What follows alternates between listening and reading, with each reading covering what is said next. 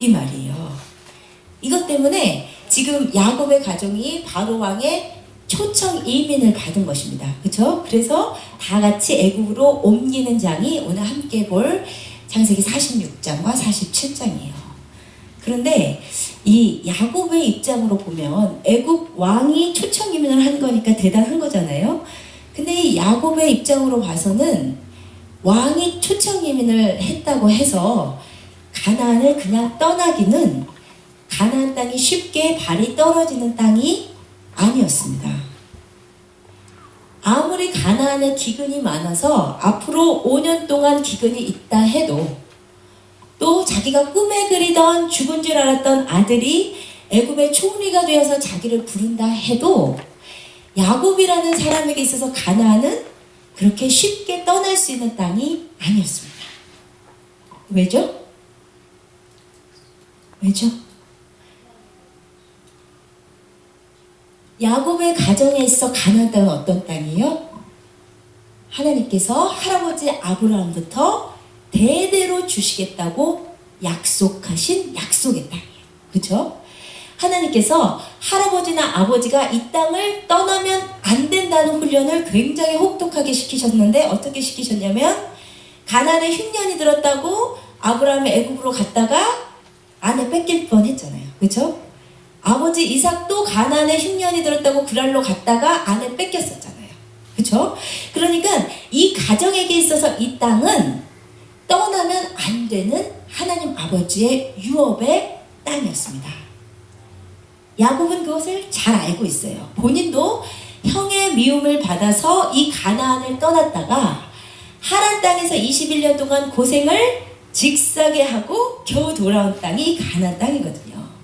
그러니까 이 야곱에게 있어서 이 하나님이 주신 약속의 땅은 쉽게 벗어나면 안 된다는 것을 아는데 문제는 모든 상황이 애굽으로 가는 게 맞는 것으로 돌아가고 있죠. 그렇죠?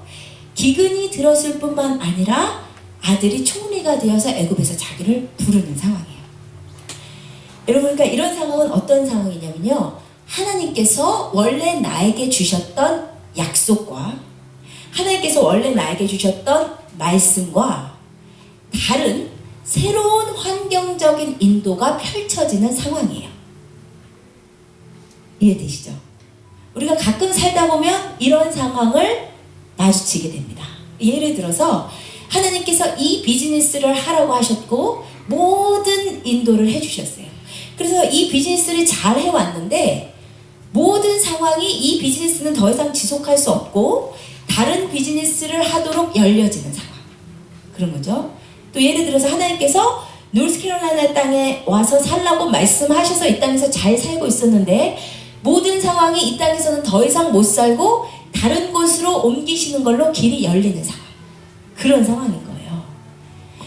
이런 상황을 우리가 종종 만납니다. 그러면 이런 상황에서 어떻게 반응해야 될까요? 보통 이런 상황에 대한 반응은 두 가지 유형으로 나뉩니다. 첫 번째 유형은 출삭형. 출삭형은 뭐냐면 하나님이 주신 말씀은 있지만 환경적으로 새로운 상황이 열리면 그냥 이게 하나님 뜻인가 보다 하고 애굽으로 냉큼 가버리는 형. 출삭형이에요. 근데 반면에 우직형이 있습니다. 우직형은 뭐냐면 하나님께서 분명히 가나안을 주신다고 했다. 그러니까 나는 이 땅에서 굶어 죽어도 이 땅을 지키고 있을 거다 라고 절대로 애굽으로 내려가지 않는 형. 두 유형이 있습니다. 그러면 두 유형 중에 뭐가 옳을까요? 뭐가 옳을까요? 둘 다 틀립니다. 왜냐하면요, 여러분이 아마 기억이 안 나시겠지만 예전에 창세기 26장에서 이삭에 대한 두 번째 설교를 하면서 제가 하나님께서 우리에게 응답하시는 세 가지 통로를 말씀드린 적이 있습니다. 기억이 나시나요? 안 나시죠? 하나님이 말씀하시는 세 가지 통로는 첫 번째, 성령님의 내적 음성, 직접적인 하나님의 말씀. 그것이 첫 번째예요. 두 번째는 환경을 통한 개입. 이것도 하나님께서 말씀하신 통로입니다. 마지막 세 번째는 주위 사람들의 말을 통한 확증. 이것도 응답의 통로예요. 그러므로 가장 완벽한 응답은 이 세 가지가 한 가지 사실을 증언할 때입니다. 아시겠어요? 성령님께서 나에게 주시는 내적 음성도 여기서 머무르라. 그렇죠? 모든 환경도 여기서 머무르는 것으로 돌아가고 주위의 믿음의 사람들을 통해서 하나님이 이곳에 있으라고 하시고 그러면 완벽한 거예요. 그런데 세 가지가 다른 사실을 증언할 때도 있습니다. 그러면 이 세 가지 중에 가장 절대적인 가치를 지닌 응답의 통로는 뭐냐면 성령님의 내적 음성이에요. 그게 가장 절대적인 거예요. 그리고 두 번째, 환경과 사람들의 말은 하나님의 음성을 확증하고 보충해주는 통로입니다. 여러분, 그렇다고 한다면 아까 말씀드린 촐싹형의 문제는 뭐냐면 성령님의 내적 음성은 그냥 무시하고 이미 주셨던 음성은 그냥 무시해버리고 환경을 통해서 주시는 음성만을 절대적으로 받아들이고 행동해버린 경우죠. 그렇죠? 그래서 문제예요. 그러면 우직형의 문제는 뭐예요? 굉장히 신실한 그리스도인이기는 한데 환경을 통해서도 말씀하실 가능성을 배제해버리는 거예요. 이미 주셨던 말씀만 붙들고 있다. 그것은 신실하지만 하나님께서 새로운 계획을 여실 수도 있는 거거든요. 그러므로 하나님께서 나에게 원래 주셨던 말씀과 다르게 새로운 환경적인 인도가 보일 때 우리가 해야 될 일은 무엇이겠습니까? 다시 엎드려서 내적 음성을 확인해 보는 거예요. 다시 하나님의 뜻이 무엇인지를 여쭈어보아야 돼요. 우리의 주인공 야곱이 그것을 했을까요? 안 했을까요? 했습니다. 우리 창세기 46장 1절에서 4절을 함께 읽으십시다. 시작. 이스라엘이 모든 소유를 이끌고 떠나 브엘세바에 이르러 그의 아버지 이삭의 하나님께 희생 제사를 드리니 그 밤에 하나님이 이상 중에 이스라엘에게 나타나 이르시되 야곱아 야곱아 하시는지라. 야곱이 이르되 내가 여기 있나이다 하매 하나님이 이르시되 나는 하나님이라. 내 아버지의 하나님이니 애굽으로 내려가기를 두려워하지 말라. 내가 거기서 너로 큰 민족을 이루게 하리라. 내가 너와 함께 애굽으로 내려가겠고 반드시 너를 인도하여 다시 올라올 것이며 요셉이 그의 손으로 내 눈을 감기리라 하셨더라. 아멘. 여러분 보세요. 야곱이 만약에 단지 기근이 들었다는 이유만으로는 애굽으로 갈 생각을 안 했을 거예요. 그렇죠? 만약에 기근 때문에 옮긴다는 것은 아브라함이나 이삭이 했던 실수의 반복이죠. 그렇지만 지금은 상황이 좀 다른 게 새로운 인도가 보이는 상황이에요. 그렇죠? 요셉을 통해서 지금 하나님이 부르시는 것 같아요. 그럴 때 일단 하나님의 인도하심을 느끼고 짐을 싸서 여행을 시작하기는 했어요. 그런데 야곱으로서는 하나님께서 이 길을 축복하신다는 확신이 없이는 더 이상 한 발자국도 갈 수가 없는 거예요. 야곱이 하나님의 인도를 느껴서 짐을 싸고 오기는 왔는데 브엘세바는 어디냐? 가나안의 최남단이에요. 이제 이 브엘세바만 지나가면 애굽이에요. 그런데 야곱이 브엘세바까지 오기는 왔지만 하나님께서 이 길에 함께 하신다는 말씀이 없는 상태에서는 브엘세바를 떠날 수가 없는 거예요. 애굽으로 갈 자신이 없는 거예요. 그래서 야곱이 브엘세바에서 하나님께 철저히 매달려서 하나님의 뜻을 구하기 시작합니다. 이때 야곱이 드렸던 예배는 보통 예배가 아니에요. 여기서 희생제사라고 번역된 제바라는 단어는 보통 예배가 아니고 아주 최선을 다한 중요하고 숭고한 예배라는 뜻이에요. 그러니까 야곱이 이 브엘세바에서 하나님의 뜻을 묻기 위해서 하나님과의 만남의 자리에 나갔는데 정말 신령과 진정으로 진짜 마음을 다해서 하나님께 나아간 거예요. 그리고 기도한 거예요. 하나님, 이 가나안 땅은 분명히 우리 가족에게, 우리 민족에게 유업으로 주신 땅임을 압니다. 그런데 모든 상황이 지금 애굽으로 가게 열렸습니다. 하나님, 제가 이곳에서 이 가나안을 떠나는 것이 하나님의 뜻이 맞습니까? 하나님 말씀하여 주시옵소서. 하나님이 말씀하지 않으시면 한 발자국도 여기에서 일어나갈 수 없습니다. 라고 야곱이 철저히 하나님께 매달렸던 거예요. 그런데 야곱이 한 번 예배드리고 응답받은 게 아니에요. 야곱이 한 번 예배했는데 하나님의 음성이 없어요.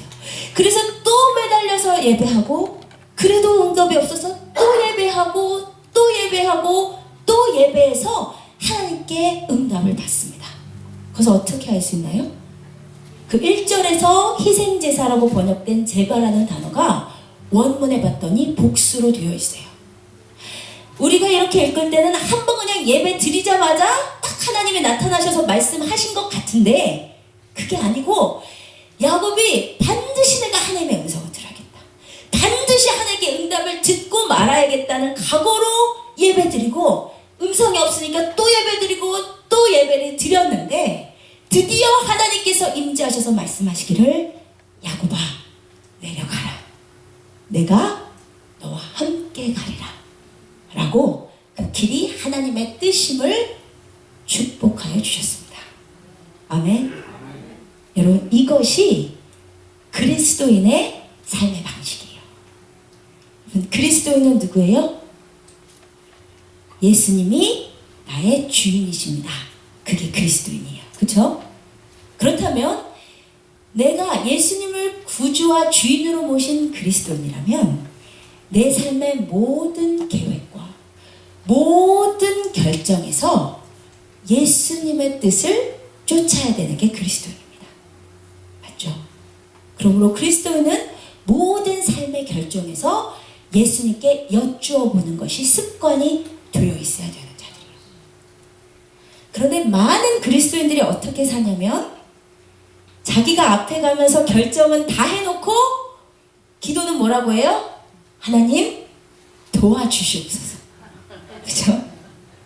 여러분, 그건 뭐예요? 결정은 내가 해놓고 내 결정에 따라와서 하나님 도와주시라고 하는 건 뭐예요? 주인은 나고 예수님은 시다바리죠. 그죠? 시다바리가 내 계획에 정리해줘라, 나를 도와줘라, 이거잖아요. 그죠? 그런데 그렇게 예수님을 시다바리 삼고 사는 그리스도인들의 또 특징이 있습니다.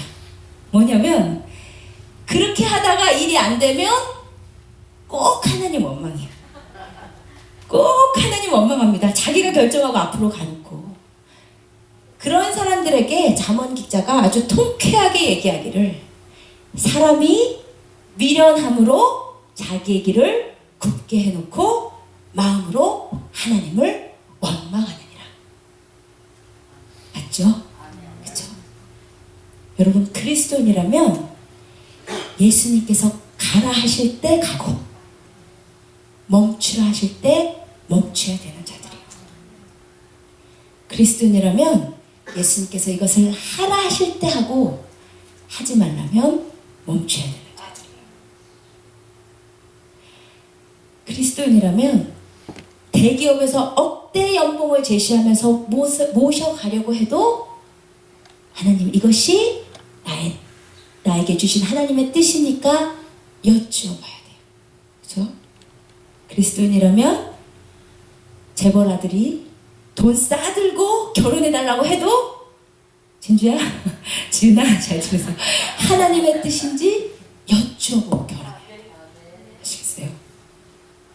환경이 내가 원하는 대로 열린다고, 살기 좋은 애굽이 나를 부른다고 마음대로 가면서 예수님 따라오셔서 저 도와주세요, 이것은 그리스도인이 아닙니다.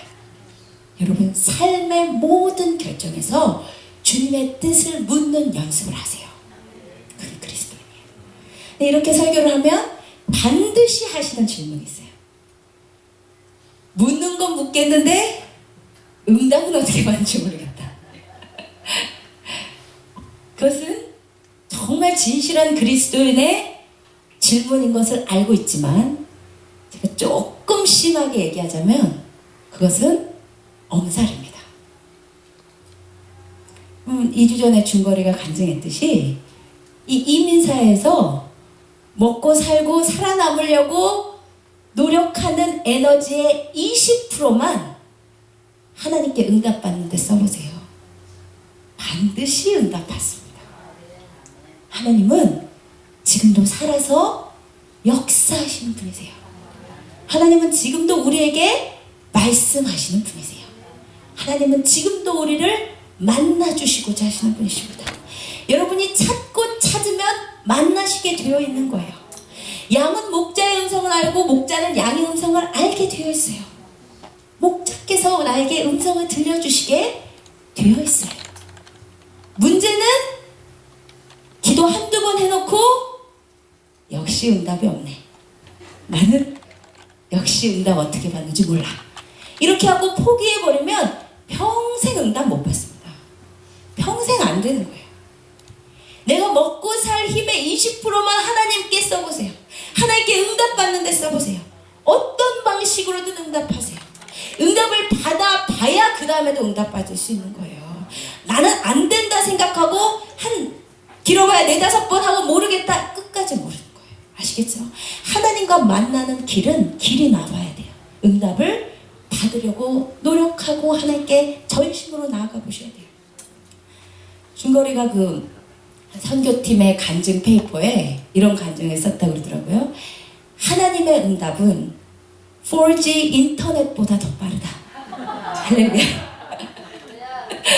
이 정도 하나님 섬기고 사셔야죠. 그쵸? 중거리가 다른 주에서 인턴십 제의를 받았는데 이제 다른 주로 가면 이제 우리 교회에서 간사를 못 하잖아요. 하나님께 기도했대요. 그랬더니 하나님이 가는 게 뜻이 아니라 그러셔서 안 가기로 했대요. 아멘. 너무 띄워주는 것 같아요. 여쭈어보시면서 가세요. 반드시 당신의 양들을 인도하시는 하나님이십니다. 하나님을 경험하시기를 주님의 이름으로 부탁드립니다. 이제 야곱은 하나님께 응답도 받았겠다. 아주 너무 사랑하는 그 꿈에 그리던 아들을 만나려고 애굽으로 갔겠죠. 그래서 22년 만에 죽은 줄 알았던 아들을 안고 한없이 울어요.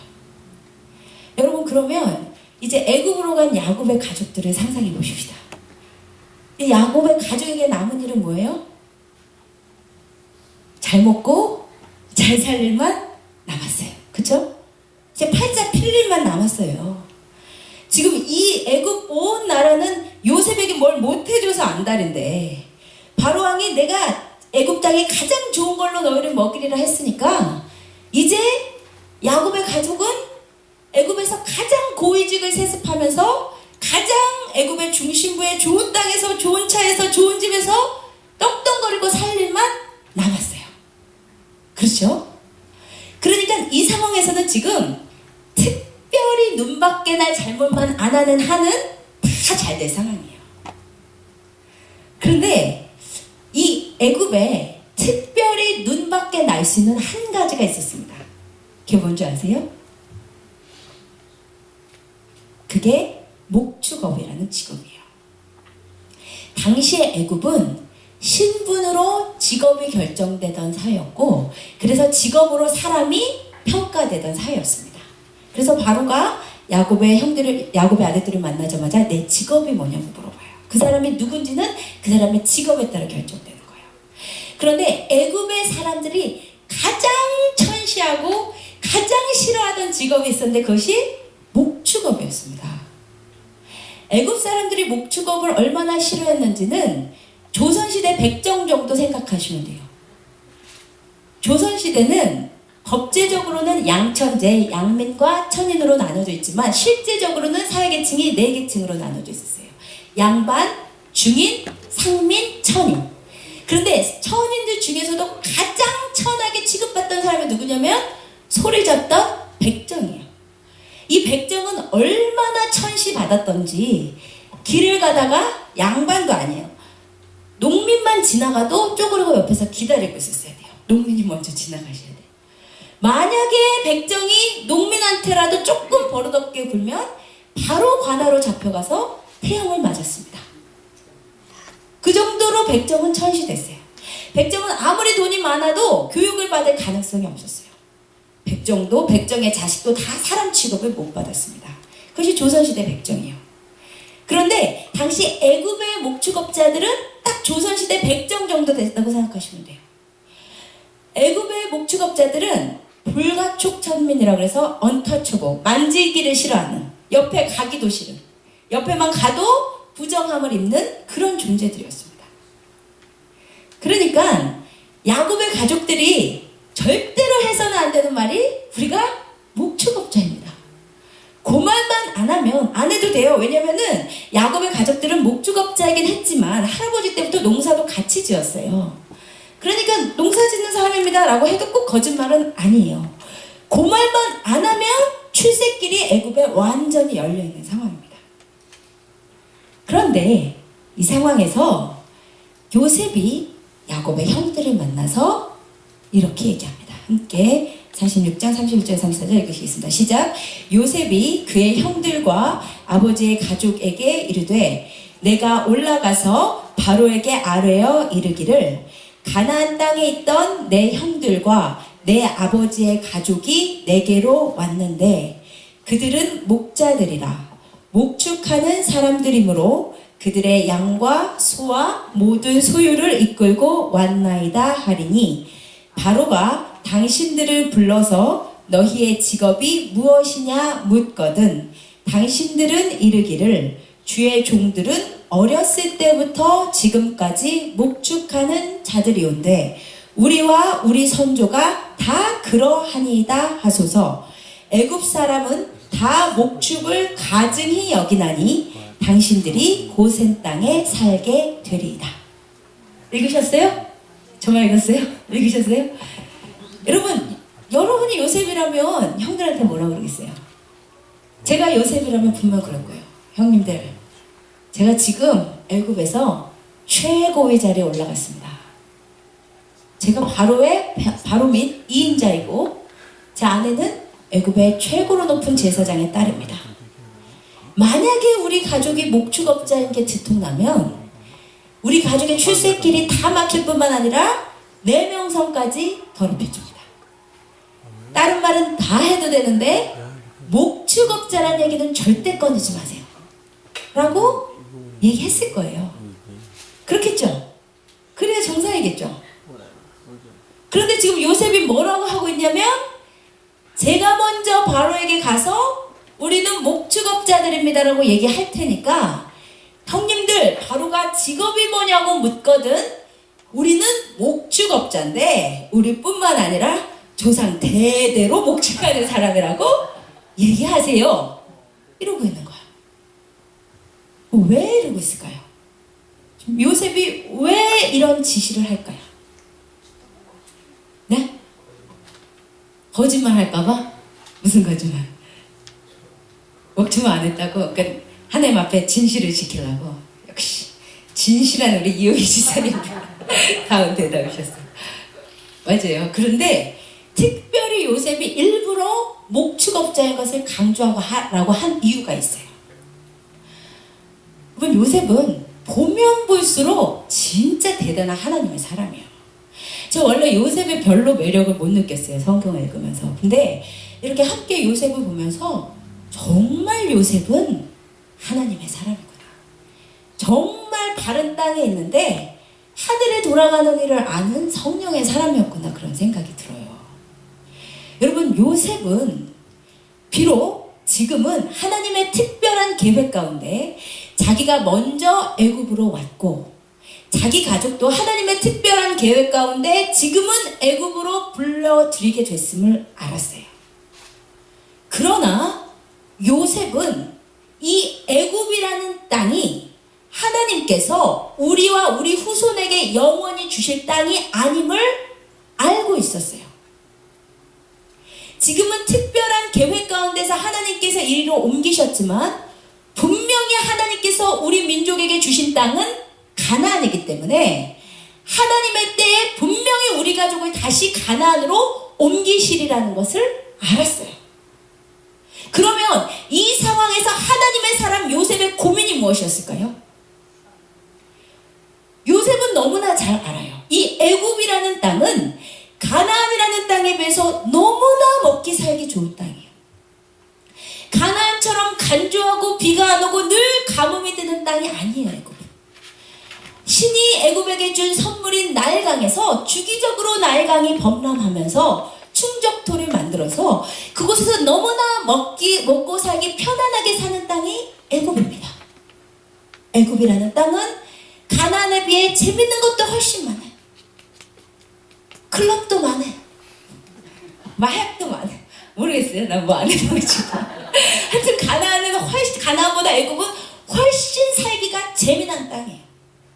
그러니까 하나님의 사람 요셉이 자기 민족을 애굽으로 옮겨오면서도 걱정했던 것이 무엇이냐면, 만약에 우리 민족이 이 애굽에서 너무 호사를 누리다 보면, 만약에 우리 민족이 여기서 고위직을 다 차지하고 애굽의 중심부에서 가장 좋은 땅에서 가장 좋은 아파트에서 가장 좋은 차에서 떵떵거리고 살다 보면, 하나님께서 때가 되어서 가나안으로 다시 돌아가라 할 때 자기 가족과 자기 후손들이 순종할 수 없을까봐 걱정하였던 거예요. 그래서 일부러, 당연히 목축업자라고 하면 출세길이 막힌다는 것은 누구보다도 더 잘 아는 요셉이었지만, 이 애굽에서의 출세보다 더 중요한 것은 하나님의 약속의 땅임을 알았던 요셉이었기에 가족들을 부름과 동시에 이 땅에서 쉽게 나갈 수 있는 준비를 시키고 있는 거예요. 만약에 목축업자라고 밝히면 절대로 애굽의 고위관직에 오를 수 없었기 때문에 일단 출세길이 막히는 거예요. 그리고 목축업자들은 옆에 가기도 꺼려했기 때문에 목축업자의 땅 고센으로 보내집니다. 근데 그 고센은 어떤 땅인 줄 아세요? 애굽의 가장 변방, 애굽과 가나안의 국경지대. 아무도 목축업자를 만나기 싫어하기 때문에 아무도 고센 땅에 안 올 것이기 때문에 이스라엘 민족이 고센 땅에 있으면 애굽 민족과 섞이지 않고 그곳에서 하나님의 사람으로서의 정체성을 유지하면서 살 수 있어요. 게다가 고센은 하나님께서 자기 민족에게 주신 약속의 땅 가나안이 바라다 보이는 가나안과 가장 가까운 땅이에요. 그곳에서 애굽의 변방에서 살면서, 애굽의 주변인으로 살면서 하나님의 약속의 땅 가나안에 대한 소망을 잃지 말라고 자기 가족들을 고센으로 보내고자 하였던 거예요. 여러분, 바로 이 요셉의 애굽에서 가족들을 정착시키는 태도가 하나님의 사람들이 이 땅에서 사는 삶의 방식입니다. 여러분, 지금 야곱의 가족이 일시적인 하나님의 특별한 계획에 의해서 애굽으로 가게 된 이 상황은 우리가 하나님의 특별한 계획에 의해서 이 땅에 살게 된 상황과 흡사해요. 여러분, 이 세상은 애굽입니다. 이 세상은 가나안이 아니에요. 이 세상의 임금 마귀는 바로의 왕과 같은 존재입니다. 그런데 이 애굽 같은 이 세상에서 그리스도인은 영원한 본향은 저기 있는데 잠깐 하나님의 특별한 계획에 의해서 이 땅에 잠깐 살게 된 자들이에요. 다시 말하면 우리는 다른 애굽 사람들처럼 이 땅에서 계속 있을 자들이 아니고 언젠가 떠나라, 언젠간 와라 하면 영원한 본향으로 가야 될 자들이란 말입니다. 여러분, 그러므로 이 땅에서의 우리의 정체성은 무엇인 줄 아십니까? 야곱이 바로 앞에서 자기의 정체성을 분명히 밝혀요. 47장 7절에서 10절 읽으시겠습니다. 시작. 요셉이 자기 아버지 야곱을 인도하여 바로 앞에 서게 하니 야곱이 바로에게 축복하매 바로가 야곱에게 묻되 내 나이가 얼마냐? 야곱이 바로에게 아뢰되 내 나그네 길의 세월이 130년이니라. 내 나이가 얼마 못 되니 우리 조상의 나그네 길의 연조에 미치지 못하나 험악한 세월을 보내었나이다 하고 야곱이 바로에게 축복하고 그 앞에서 나오니라. 바로 왕 앞에 이제 백발의 노인이 된 하나님의 사람 야곱이 섰습니다. 바로 왕이 물어요. 내 나이가 무엇이냐? 그때 야곱의 대답이 저는 130년을 살았는데 저는 나그네 길의 세월을 살았습니다. 저뿐 아니라 저의 믿음의 선조들이 다 나그네로 살았습니다. 여러분 이게 무슨 말이에요? 바로 왕이시여, 내가 지금은 비록 먹을 것이 없어서 이 땅 애굽까지 왔지만 나는 절대로 이 땅에 정들일 사람이 아닙니다. 지금은 비록 우리 가족이 애굽까지 하나님의 인도로 왔지만 나와 내 가족은 절대로 이 땅에서 한 자리 하려고 목매달 사람들이 아닙니다. 왜냐하면 나와 우리 가족은 이 땅에서 나그네로 살아가는 자들이기 때문입니다. 그 얘기예요. 여러분, 하나님의 백성들이 애굽에서 살 때의 정체성은 나그네와 행인입니다. 우리는 이 땅에서 영원히 살 존재가 아니에요.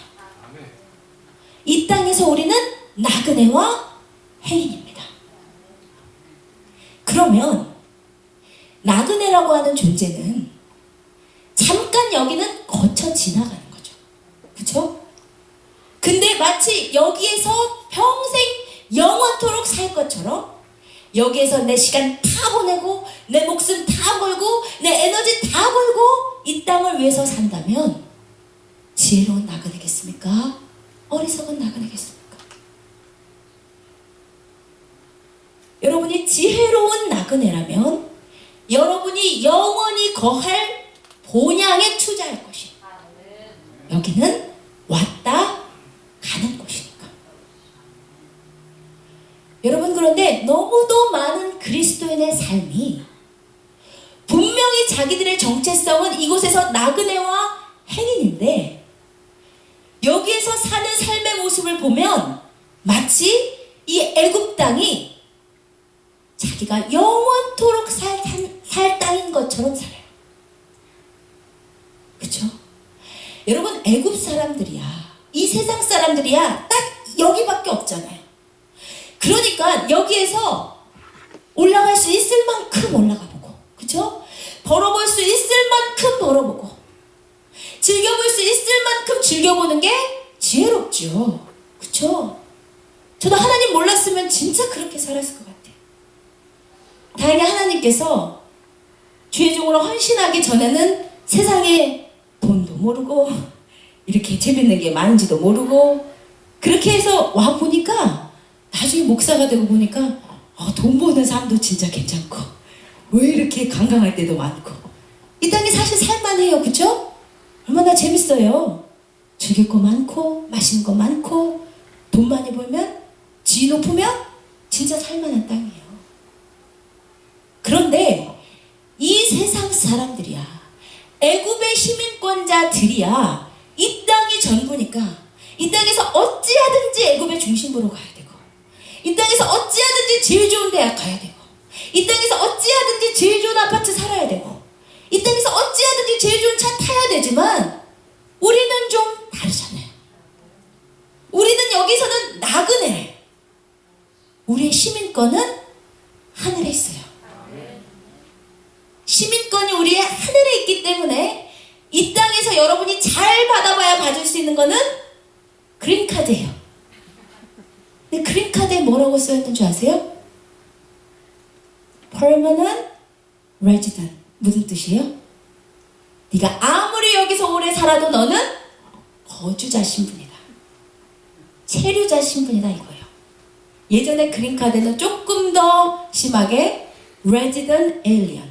너는 여기에 거주하는 이방인이다 이거예요. 이게 딱 우리의 신분입니다. 우리는 이 땅에서 그린카드 소지자들이에요. 여기에 잠시 거주하는 이방인들이라고요. 우리의 시민권은 하늘에 있습니다. 여러분, 그러므로 여러분이 여러분의 신분과 여러분의 정체성이 무엇인지를 기억하신다면 이렇게 살면 안 되는 거예요. 그리스도인들이 어떻게 살아요? 나도 어떻게 하면 애굽의 중심부로 들어갈까? 나도 어떻게 하면 애굽의 제일 좋은 땅에서 살아볼까? 나도 어떻게 하면 애굽에서 제일 좋은 대학 가볼까? 나도 어떻게 하면 애굽에서 제일 좋은 거 즐겨볼까?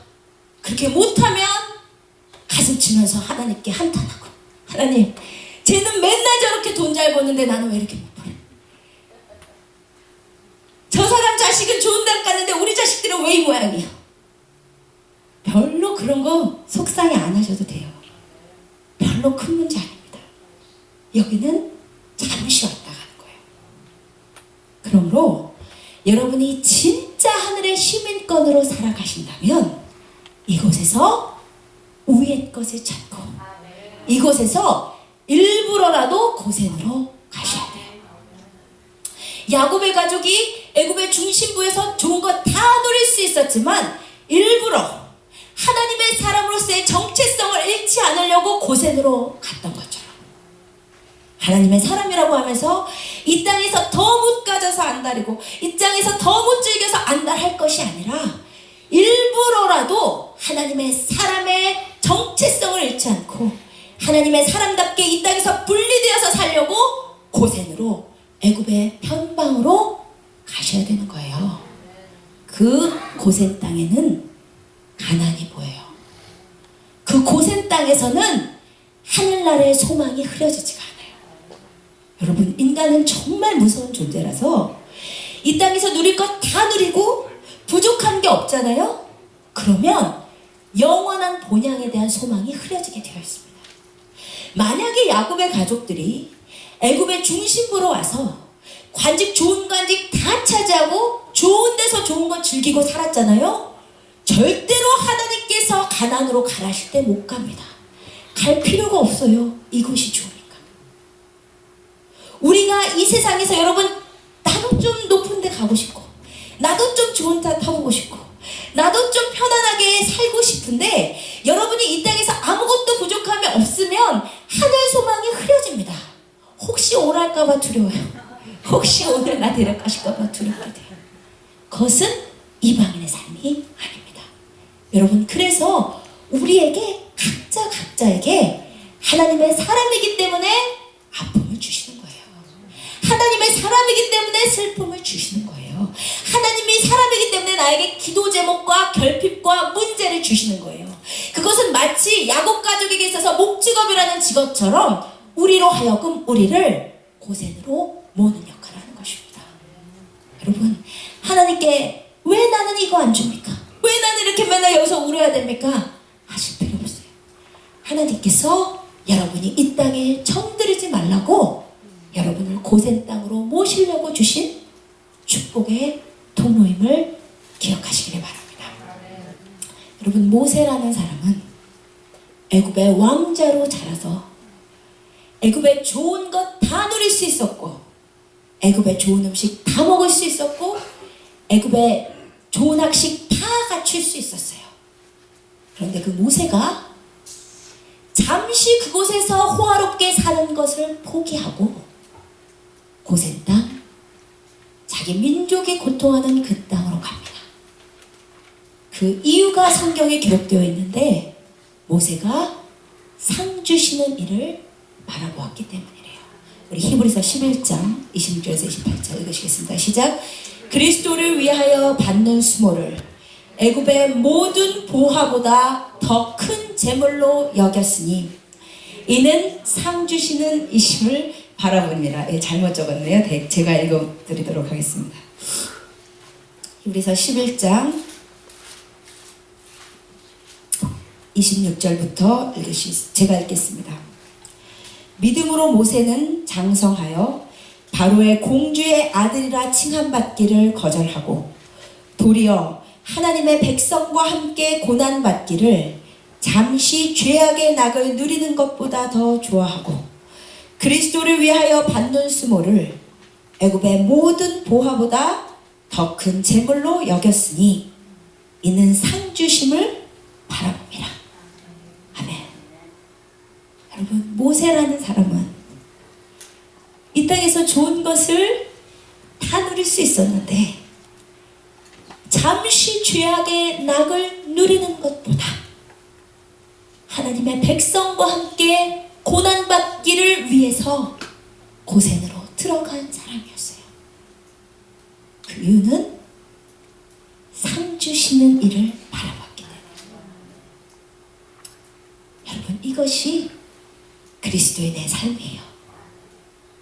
이 땅은 우리에게 좋은 것, 행복한 것, 재밌는 것을 제공하려 하지만 그리스도 예수의 사람들은 영원한 본향에서 만날 그 하나님을 생각해서 죄악의 낙을 포기하고 일부러 고센으로 가서 거기에서 그리스도의 남은 고난을 몸에 채우는 삶을 사는 것입니다.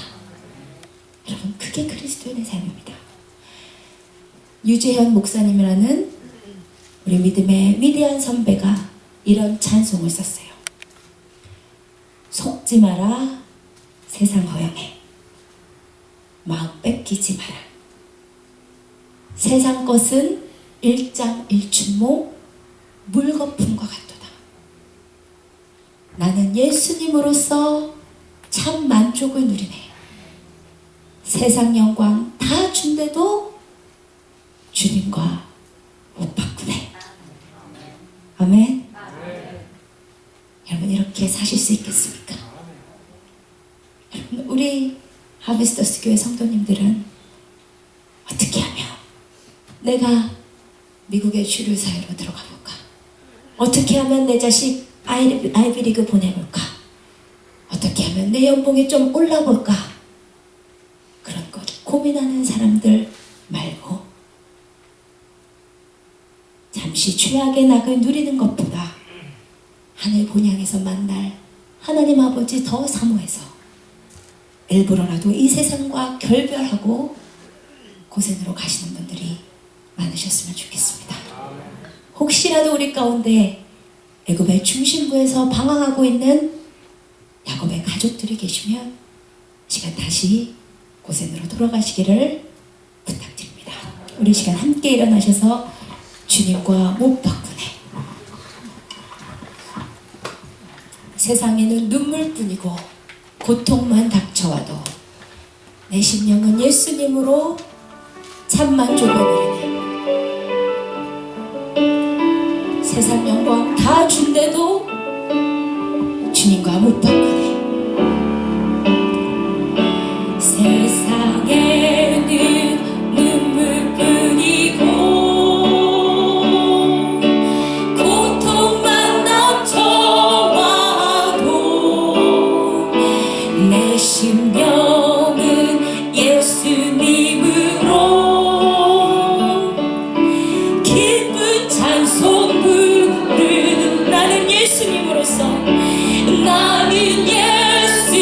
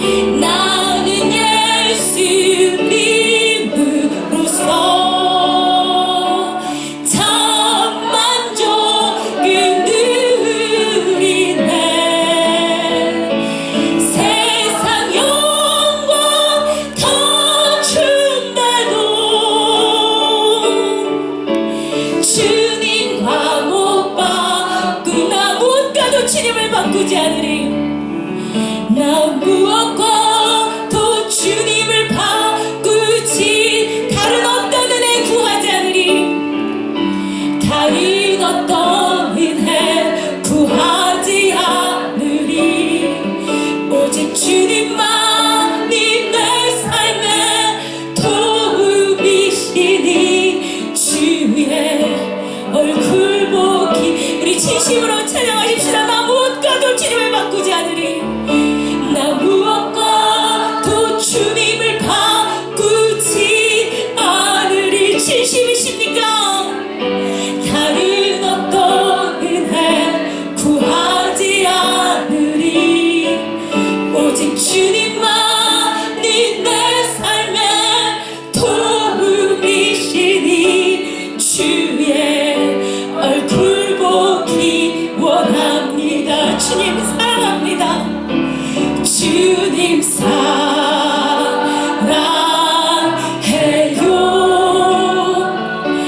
온 마음과 정성 다해 하나님의 신실한 친구 되기. 다시 진심으로 찬양합시다. 나